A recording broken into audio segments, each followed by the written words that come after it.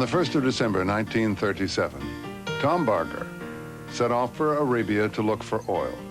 He would stay for 32 years and become chairman of the largest oil production company in the world. But on that Tuesday in New York, all he could think of was that he was leaving behind his bride of 2 weeks. December 15th, 1937. Dearest Kathleen, we landed at Bahrain Island day before yesterday. I came over in a native boat with a crew of 4 and a wonderfully patched gas engine assisted by a sail. Everyone in the camp is American. No British are allowed on the mainland.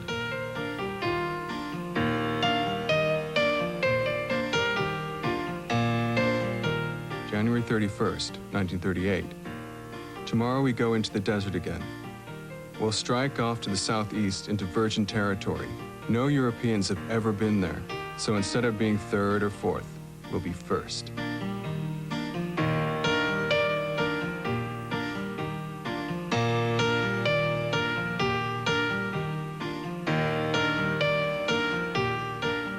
From a geological standpoint, it should be interesting. For the country is so remote, we have no idea what we shall find.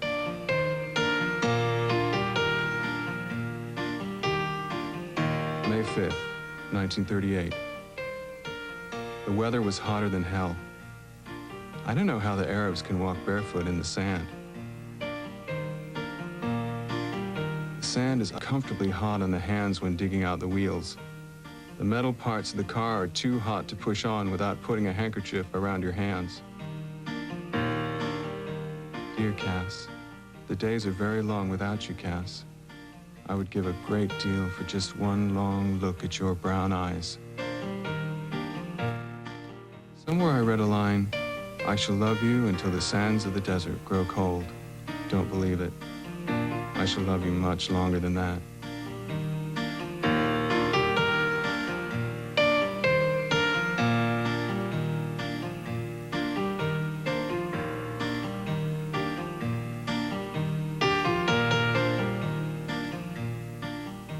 February 19th, 1938. I don't have much news on the chances of getting you here, as it all depends on the oil wells in Arabia. So pray for success.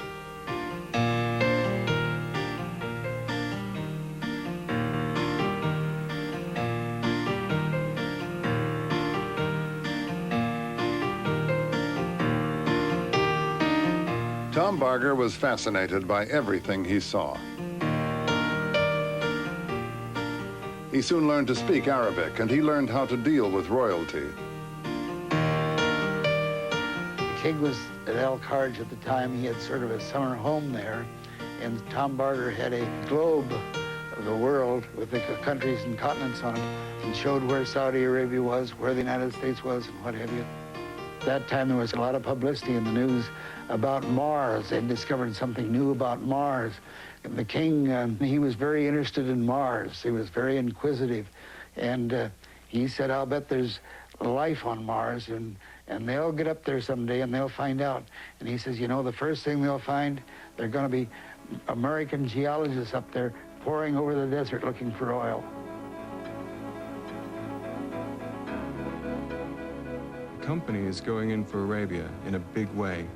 They've started building duplexes, and new men are coming in all the time. Orders from San Francisco are that drilling is to take precedence over everything else.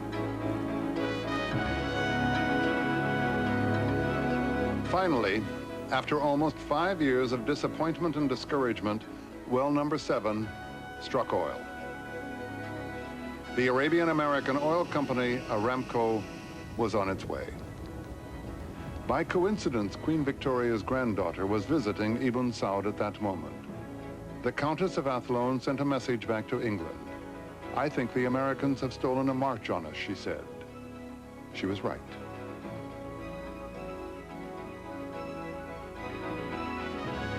Dear Cass, yesterday well number 7 blew in with a roar. Everyone is very optimistic. The more oil we find, the more people will come, and the sooner I'll have you here with me.